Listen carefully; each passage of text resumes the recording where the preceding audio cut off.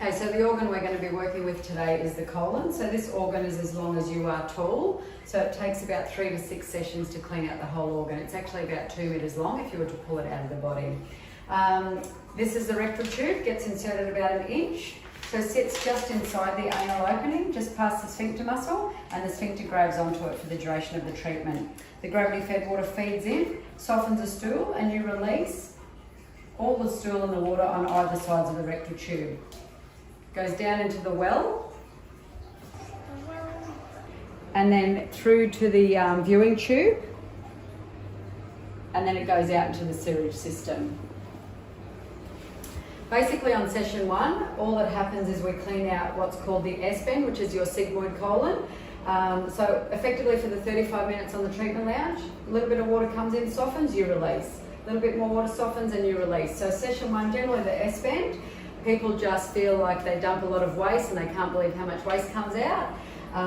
But effectively what's happening on this treatment is some of the water trickles up to the top of the transverse colon and starts to soften. So the next time you come in, that's going to flush that out, and in that treatment that'll soften the next part of the colon. So it takes about 3 to 6 sessions, and we like to do it within a 1 to 2 week period. And if you get through cleaning out the whole organ, it's called a bowel reset in clinic.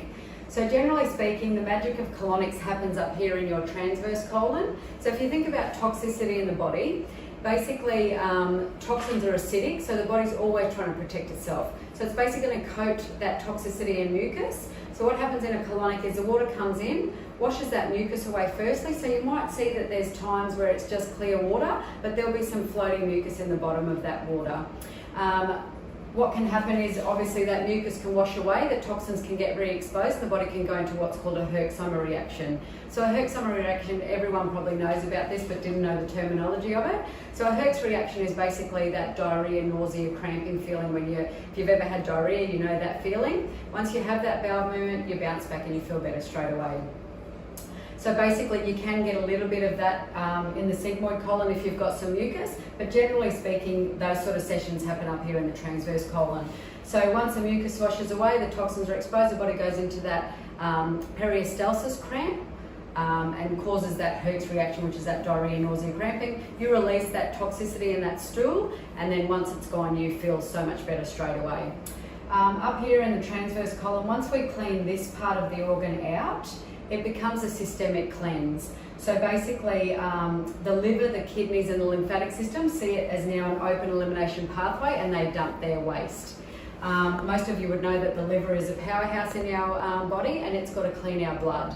So once the liver's dumped its waste, it can then go and clean the blood, clean up any free radical cells or any precancerous cells, and also come and clean up any cellulite. So that's a real important step. Usually that session is session 3 or 4. Okay, so after the liver dump day, basically you need 1 more session to tidy up what's in the ascending colon, and then you're at bowel reset, which means you've cleaned out the whole organ.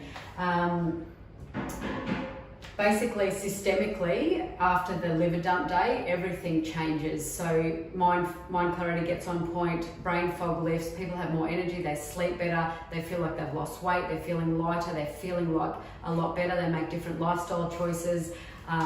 So yeah, everything changes at that point. We see it in clinic all of the time.